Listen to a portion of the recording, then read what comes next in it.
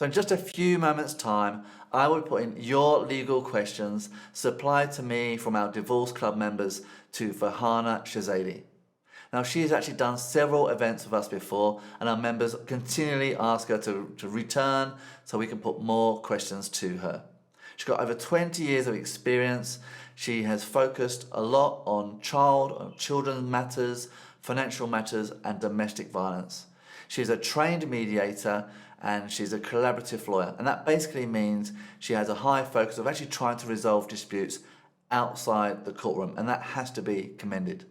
I was actually really pleased to learn that during this event, nearly 70% of her cases are resolved without going to court. And I think that's a phenomenal achievement and just one of many reasons why I think you should listen very closely to what Farhana says.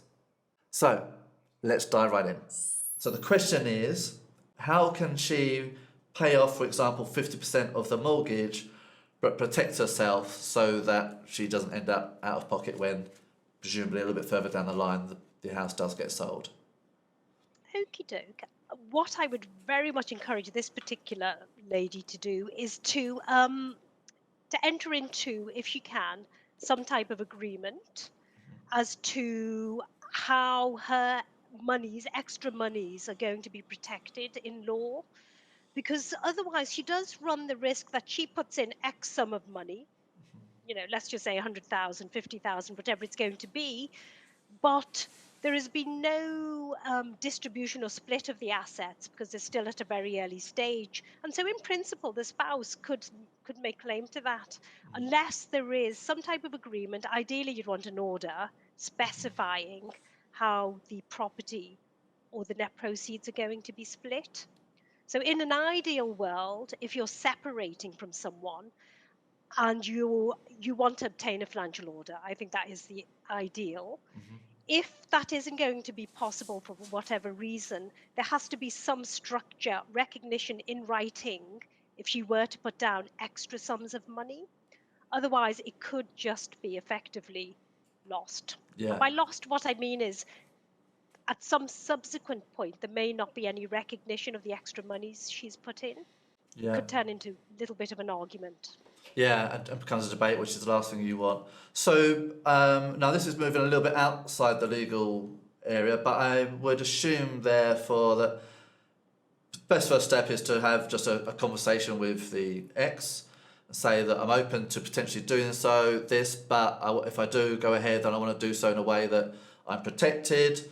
To achieve that, I'm going to need to have a financial order. Are you okay with that in principle? And if they say yes to that, then I guess the next step is to call a solicitor and produce, and obviously explain the situation to them, follow their advice, but ultimately likely to end up in some form of agreement, contract or order, probably a financial order as you said, which then is clear for all parties that when the house does sell, that she gets her added proportion back to her, if you like. Yeah? Absolutely right. I think Okay. that's absolutely right. I suspect in this case, the divorce, the separation, the paperwork hasn't been done. Yeah. And that's why this particular client wants to know what will happen if she puts extra money in. Yeah. And I think it is so important that there is some recognition in writing. You could have something called a declaration of trust, which specifies shares.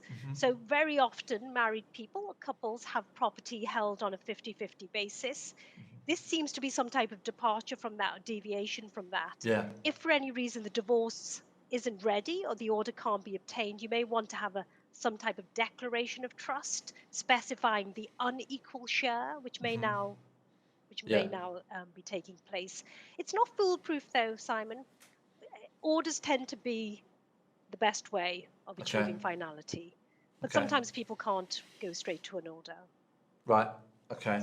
When you say you can't go straight because maybe the situation is more complicated, to an order would be not straightforward. You have to have a divorce to have an order. Right. So if it's an order under the Matrimonial Causes Act of divorce, you'd have to have a set of divorce proceedings, and then you tack onto that the financial order. Right. Without the divorce proceedings, you can't have an order. Right. You could have a separation agreement, you could have a written agreement of some type, but you can't have an order. And I think that's probably what's happening here. They're not quite ready for the divorce. Can you switch to tenants in common to protect the extra contribution? Yes, you can. You should switch to a tenants in common because otherwise it's a joint tenancy. So there's tenants in common and joint tenancy. Joint tenancy is always 50-50. Right. Tenants in common can be unequal, but you'd still need the written agreement to say that there's agreement as to the unequal share. Okay. So definitely, but you should consider doing that if you've got a very unequal share, having tenants in common, and then the agreement of the difference in shareholding. If a soon-to-be ex-spouse unilaterally decides that they will no longer contribute to the mortgage on the marital home because they now live elsewhere, leaving the other spouse, who's presumably still at the same location, to cover those costs for an extended time between the separation and the eventual hopeful house sale, will they still be entitled to 50% of the proceeds upon sale, which, as they understand, is the default position under property law?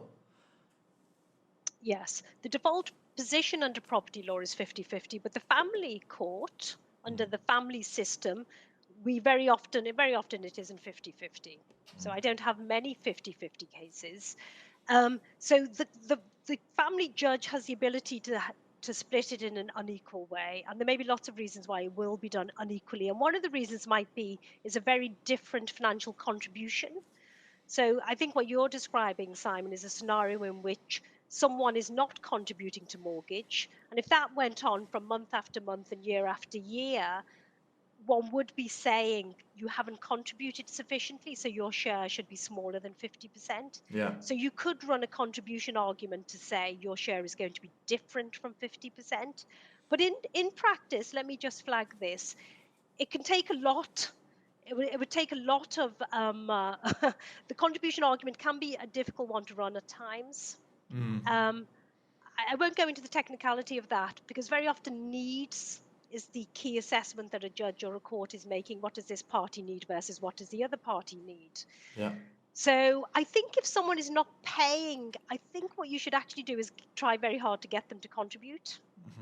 I would push very hard for a contribution so that you don't have months and months of Easier said than done, lapsed of time. course, in some situations, but okay. It's tricky. I have it. It happens a lot. I've Yeah. got one of these cases on my desk at the moment. So for my current case, what I'm suggesting is that both parties get in touch with the mortgage lender to ask for a mortgage holiday Yeah. or interest only, because obviously there's pressure because they're separating and one of them doesn't want to pay anymore. Failing that, you may have one of the parties could consider a maintenance application, which is you're not paying the mortgage. I'm short of money now. I might Yeah. need some maintenance. So it's very case specific, but Yes, I those are the see. type of angles one could look at. Yeah, and I can see there might be fairly easy to have different ways of interpreting that from which side of that equation you might be. Okay, all Yeah, right. it's very different. But the thing to say is, if you leave a property but you're jointly liable for a mortgage, it's very hard to wriggle out of your responsibilities because you are jointly and severally liable for a mortgage. And if you default and allowing your other spouse to default because you're not helping, it may make it difficult for both of you to get a mortgage in future. Yeah, of course, So from the it's mortgages point of view, I love having joint mortgages because I understand that just gives them two people to go chasing for money instead of one. exactly right. Um, Exactly right. so my ex wants to go through a divorce via a company called Amicable. I don't know how familiar you are with that organisation, rather than a sort of traditional sister. But they're not sure if this is a good idea, and they have some concerns that she might be trying to hide an £85,000 inheritance, which they recently received. Do you have any opinions on this? On Amicable, as I understand it, Amicable, I don't know enough, so I'm going to flag that. But Amicable aren't necessarily trained lawyers. I think there are some trained lawyers in the business, but I don't think every case is managed by a lawyer. I think Amicable can probably work well for the most straightforward of things. But actually, for anything, in my view, which has a degree of complexity and inheritance, which is arguably non-matrimonial asset, may be a complicating factor, you probably do want specialist legal advice. I think having a relationship with a lawyer through what is a very, very difficult period is a massive benefit and Yeah. not one to be underestimated, because you're working in tandem with someone who's fully supporting you, advising you, understands the law, understands the system, and is providing advice. Yeah. But I don't want to discredit amicable. Of course, I don't. I Yes. think that I'm sure they have their own very good systems in place, but I always recommend a lawyer, a trained lawyer. Yeah. I mean, I also don't have a great deal of insight about amicable myself. I think there's probably a little bit of a clue in the title. So if you've got two people that are basically looking to get divorced amicably and they're kind of aligned, then I suspect that is likely to be a wise choice. But like anything, obviously do your sort of due diligence and check them out and investigate. In fact, maybe in the future we can actually get them on here at Divorce Club. We haven't got that date confirmed at this stage, but I think that's something we probably can organise for the future. And just to and sort just to of flag, actually, let me say this. Actually, most of the work I do, most of the work I know the colleagues do, is amicable.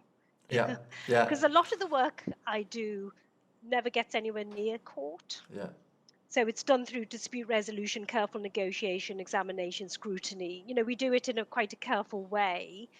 Um, so I wouldn't want anyone to leave thinking that lawyers are probably just the court route and we're not amicable. It's just that amicable was set up to, yes, to meet that need of where there's absolutely no dispute or very little dispute. yeah. It's quite an easy vehicle, isn't it, to get from A to B. And just out of curiosity, if you were to pluck a stat out of the sky, what percentage of your cases do make it through to court? And what do you say? What percentage make it through to court? Well, I would probably say about 30%. Okay. Yeah, 30 to 40%. So the bulk don't. Yeah. And I suppose the thing to remember is, of course, as a lawyer, a little bit like a doctor, you know, you're only seeing the difficulties. Yes. Yes. So that's not a bad stat at all, is it? I'm seeing No. more difficult cases, and 60% of them are negotiated still, Yeah. which I think is a very good stat. I think what my slight worry is about non-lawyer businesses, if I can call it that, is that they won't necessarily see what's tricky or difficult about the case because they're not trained to see it. But that's not to say it doesn't exist. You just haven't seen it. Yeah. Now, that could mean a couple of things, couldn't it? It could mean somebody does very well, but someone does quite badly. I mean, I'm a football fan, so this analogy might not work for other people, but I always feel kind of sorry for the referee because I assume the best a referee can ever hope for is that both sets of fans hate them. Because if one set of fans love him, then he's probably done something wrong. And basically, unless everybody hates him, it probably, that's probably when he's done a good job. So I suspect very few people come away from a divorce settlement feeling great, and actually if both people away kind of feeling they didn't get everything they hoped for, that's probably that's probably a good outcome in a way. That's about as good as it kind of gets. Yeah. And it probably doesn't sound very exciting, but I think there's some realism in that. So if someone inherits, for example, £85,000, if that inheritance occurred whilst a couple was married, does that become sort of fair game? Is that a marital asset that is up for dispute at least, and potentially, the ex? Potentially, it's a really tricky issue, and I actually have a different case on at the moment where there's about 100k worth of inheritance, and it hasn't yet come in because inheritance can take a little bit of time, but it's going to be coming in very shortly. Okay. Yeah. And the argument most lawyers would make about that, it's non-matrimonial. It's not being created by marriage. It's not being created by the fruits of the marriage. Yes. It's coming from a third party from somewhere else. So arguably it's non-matrimonial, but the truth is that the court can take it into account if it's needed to. If you need to take it into account, then the court probably will take it into account to more or less degree. So let's imagine a scenario in which both parties are separating, divorcing, and they both need a house. Yeah. But there isn't enough money for both of them to get their house, but in comes in an inheritance to help. well, it could help one of the parties, couldn't it? Yeah. That's not to say the inheritance would be given to the non-inheriting party, but it might help the one who inherits it, Yeah. freeing up a little bit money for the other one. So you really do have to judge to see how that's going to play out. And in other cases, it can be kept completely separately. Yeah. No one needs to touch it because the matrimonial wealth that you have can meet the needs of both of you, and that Yeah. can be kept out. Okay, got it. All right, that's good. So yeah, I think the conclusion there is yes, basically, I mean, my advice as a non-expert was by all means go and speak to amicable. I think it'd be nice for yourself to have that conversation with them just to understand what they say about the situation. But go and have a conversation with a solicitor, understand what your situation is, and then make an informed decision. I think that's always very wise, right? To try and get informed, and then that can influence your decisions in the best way. Okay, so I've not gone through a solicitor yet because I'm struggling financially and wonder what is the best, safest way to go ahead with it and not having to spend too much. So the classic question, basically I want legal advice, but I don't really want to pay for it. So any suggestions or thoughts on that sort of situation? Yeah, I mean, one of the things that one can do to really help is to organize your finances. So to have a really, really good view on what your financial position looks like, because wherever you turn, whether it's a lawyer, whether it's amicable, whether it's a mediator, they're going to ask for a summary or an overview of your financial position. And so I think organizing your paperwork, knowing that you've got your pay slips at hand, your bank statements, getting a mortgage redemption figure, maybe a valuation of your home is really going to help your advisor, whoever your advisor is going to be. For some lucky people, they can actually reach a settlement as a do-it-yourself, a DIY settlement. Yeah. There's good information, there's a level of trust. You can both obtain the valuation of your home and share your paperwork and then reach a settlement yourself. The job of the lawyer or the advisor is then just to create the order for you. In cases where there is a little bit more difficulty than that, I think definitely do your housekeeping and sort out your paperwork, and then possibly try a mediator. Go straight to a mediator if you can, who will be very sensible and invite discussions between you and your ex to see if there's any level of agreement, or have a fixed fee advice with a lawyer. So though lawyers' fees may seem very uninviting, it may be very helpful, a little bit like a health check, is to go to a lawyer and say, this is my information, this is my position, this is what I'd like to achieve. Can we have a 1 hour session? Can we have a 2 hour session and go through this? Yeah. That strikes me as at least being a useful way of obtaining advice and direction. And most good lawyers will signpost. Most lawyers will be able to tell you how to run a case yourself if Yeah. that's what you really need. Do you deal with any divorce coaches to help your clients deal with their emotional confidence mindset as they're going through? Because my experience, although lawyers are lawyers and got a legal mindset, they also know that the emotional is a big part of their client's process. So any comments on that? Absolutely. I think divorce coaches are invaluable. Excellent. Um, Over the years, as I've evolved as a lawyer, of course, there's a certain amount of coaching and informal counseling one gives to the client. It happens inevitably, doesn't it? But I agree that obtaining that from your lawyers is probably quite an expensive way of dealing with it. So in my business currently, I have a very good divorce coach. So we have a divorce coach embedded within the business.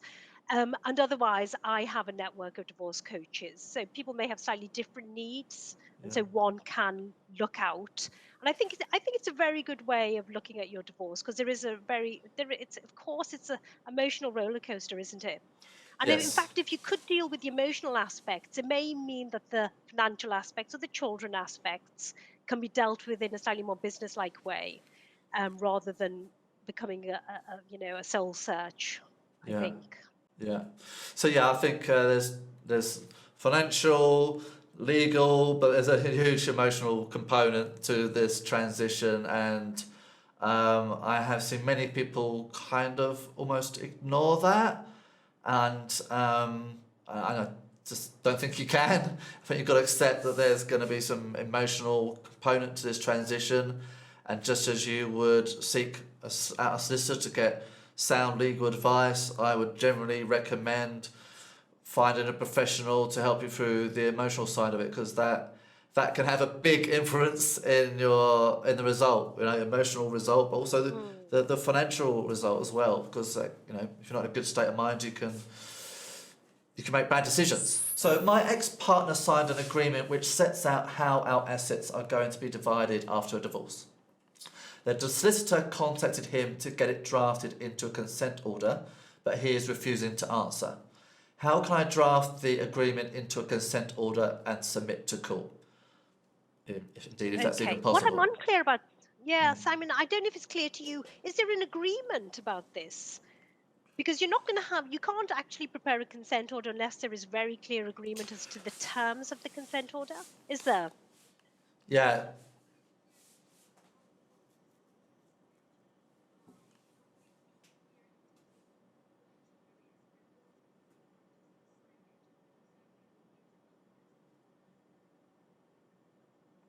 Okay.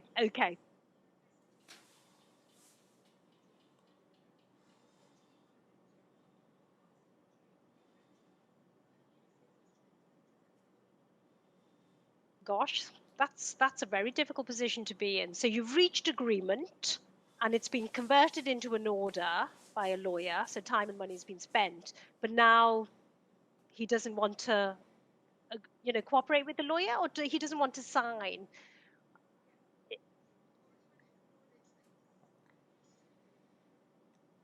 Okay.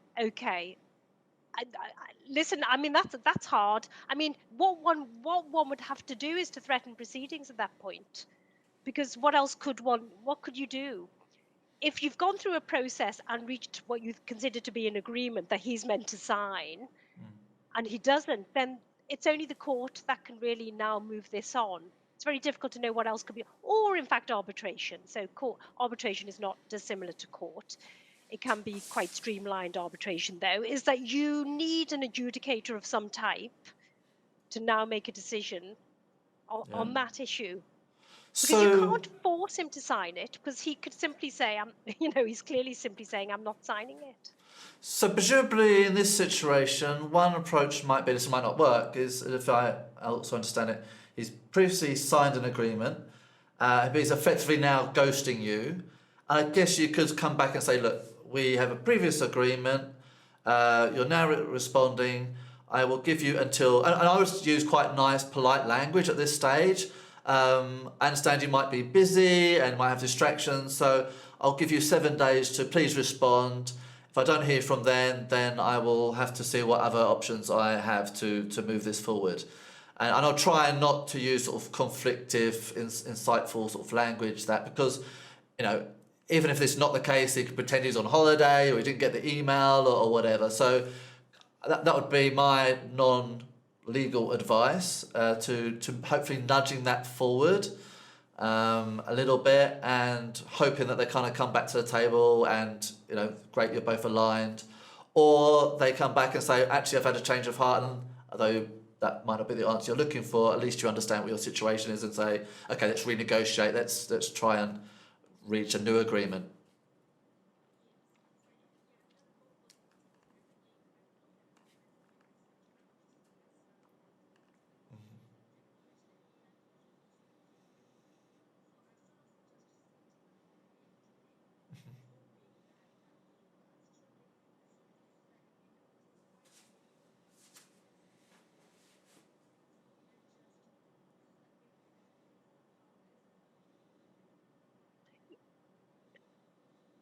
If you have a signed piece of paper from him saying he reaches a certain agreement, which is sitting outside of mediation, it's not within mediation, is it?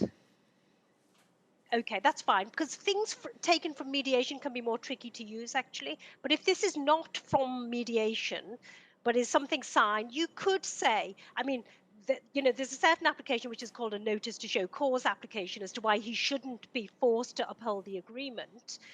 I think you're right to do the Form A. I think you're right to flag to the court that there was an agreement to the best of your knowledge and belief, but he's now refusing to sign it. And he's potentially at risk of costs, because if he's wasting your time and money in forcing this to court, it's obviously difficult to assess on this particular call, this session, as to what his motivations are, or it's difficult to assess whether full agreement was reached. But on the basis that what you say is right, there was full agreement, it is in writing, and now he's being difficult, you would want to flag that to the court. And I think Simon's also right to nudge, but if you've done all the nudging and it's not working, then you really need help.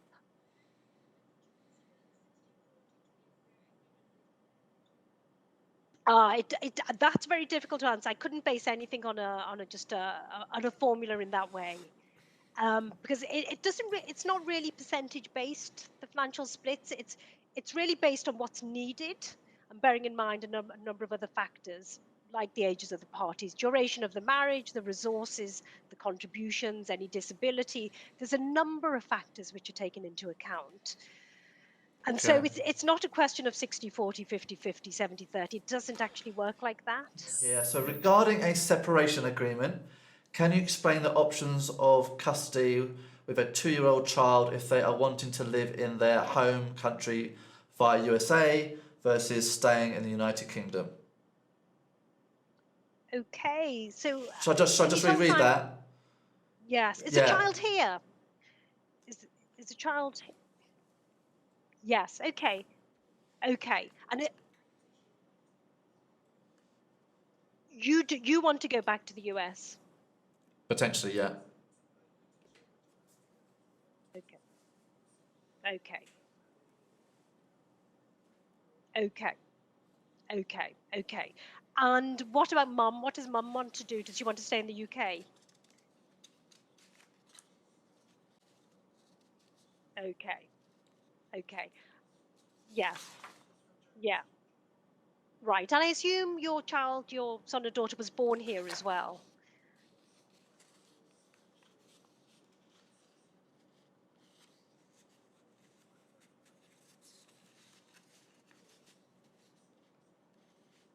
Okay. Okay. So the test, or really what the court or the advisors are going to focus on, is where is this child habitually resident? And it sounds as though your son or daughter is really habitually resident in this country because you've been living here for a while and you probably have some fixed components to you have a property together and etc. So okay. Okay. And how can I ask how old your child is? Okay. Okay. Arguably he or she is habitually resident here. So you would obviously take advice, but I suspect habitual residence is going to really provide a key to what's going to happen.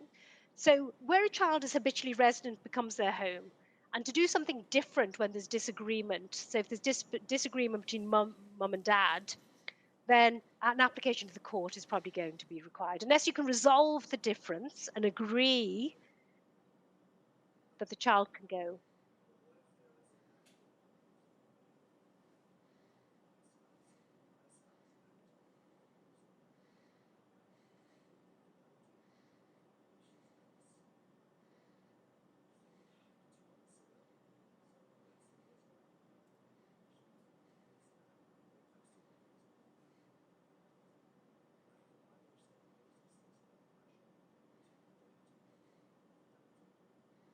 Ah, yeah.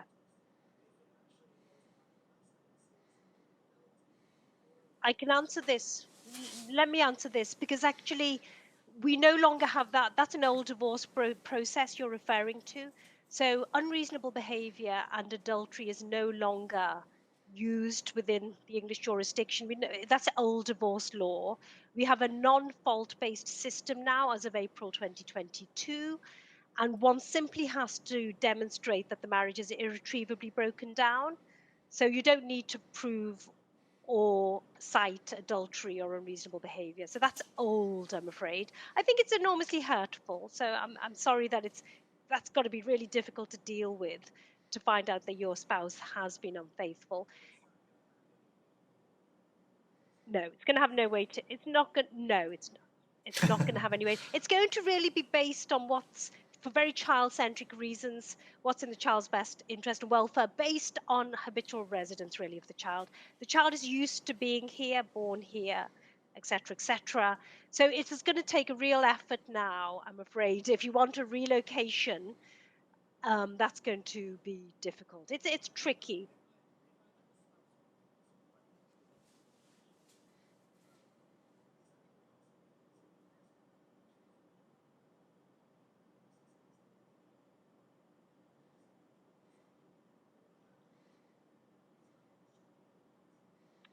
Listen, it's a matter for you and your ex. You're the parents. If that's what you decide, that it's a good thing that the child go for a year, that's a matter for you. That's a private matter. It's nothing to do with the lawyers or the court. The lawyers and courts get involved when there is dispute, particularly on this type of issue. It's often a very black and white issue, which is either yes, you can, relocate with the child abroad, or not. It's very black and white.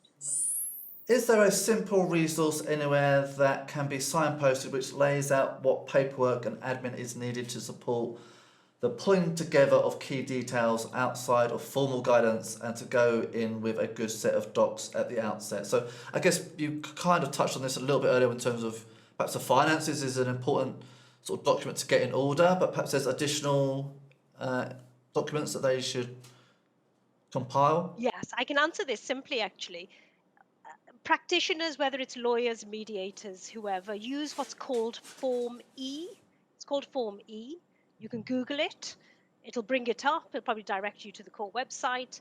And that's the financial form that is used by the professionals when dealing with finances and financial splits. And when you look at Form E, which I think is a 26, 27-page form, it signposts through the form what you need to provide. So it will ask for 12 months bank statements for every account, 3 up-to-date pay slips, P60, tax returns. So whatever's relevant will be signposted by this form. So look up Form E. And when in doubt, just keep all the information you can that comes in and out. You get posted bank statements or, pension updates, etc., etc. Just hang on to it. But Form E does actually set out what's required. Okay, so after 36 years of marriage, my husband has left. Sorry to hear that. Our house is paid for in full. I'm now having to pay the bills on my part-time salary, which doesn't cover all of them, and therefore having to dip into savings. He has income from his job and also a work pension. Also, if the house was to be sold, if I only received half, I could not buy anything in my locality. He has somewhere to live. And the general question here is, how should I proceed?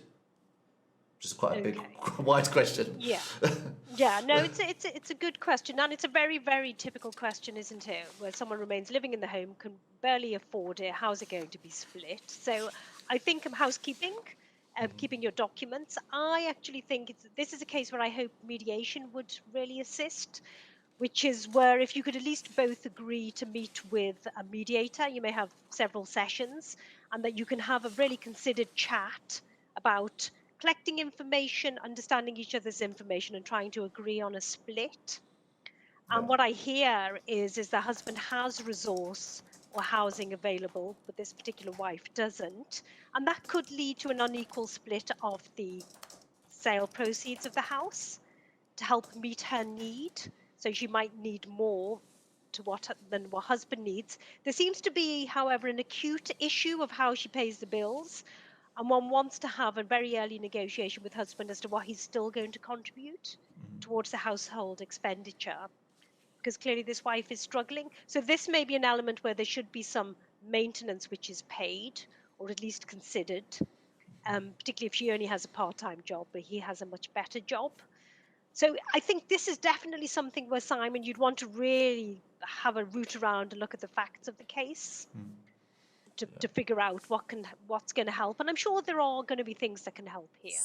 When someone's selecting a solicitor, is there a requirement, or is it a sound approach to find a local solicitor? I mean, is it important to have someone that's physically there? Do meetings have to be, or is there an advantage in having face-to-face meetings, or can it often be done just remotely, as so much is done remotely these days? I don't think there's a right or wrong answer to that, Simon. I really don't. Okay. It can be nice. I definitely recommend with clients. I see them far less now, so that's true. I see my clients Yeah. far less, often because that's what they want. Yeah. They're busy. Traveling to a lawyer's office can be, it takes time, doesn't it? Is that it's quite nice, however, to see your client at the very outset. So it's great. Not always possible, but it's great to see your client. From a That relationship maybe- building kind of perspective, Yes, right? exactly. Yeah. Yeah. Listen, it's a relationship of trust, isn't it? Mm. It's a journey that can go on for a little while. Yeah. Not always, but Yeah. often it does. And I suppose you want to look at someone face to face, don't you? And to really. The only one thing I would say is that attending court, going to court, is very often in person. Yeah. That's the caveat. And though the court does have some remote hearings, and obviously the pandemic had met, all the hearings were remote. Yeah. There is in-person attendances at court. Yeah. Having said that, as a lawyer, I can issue proceedings and have issued proceedings all around the country. Whether it's Liverpool, Birmingham, wherever. So that might be the only thing you'd want to bear in mind as a client. After need, how would you rank the remaining factors based on importance, i.e. contribution, conduct, etc.? Is there a simple hierarchy? A hierarchy? Yeah. No, Not there's as not easy meant as to be a that. hierarchy. There's not meant to be a hierarchy. But do you know what? Most cases are dictated by need. I find so many cases are dictated by need. Yeah. What does this husband need versus what this wife needs? At a case I've got at the moment, a magnetic factor is also length of the marriage, which has been incredibly long.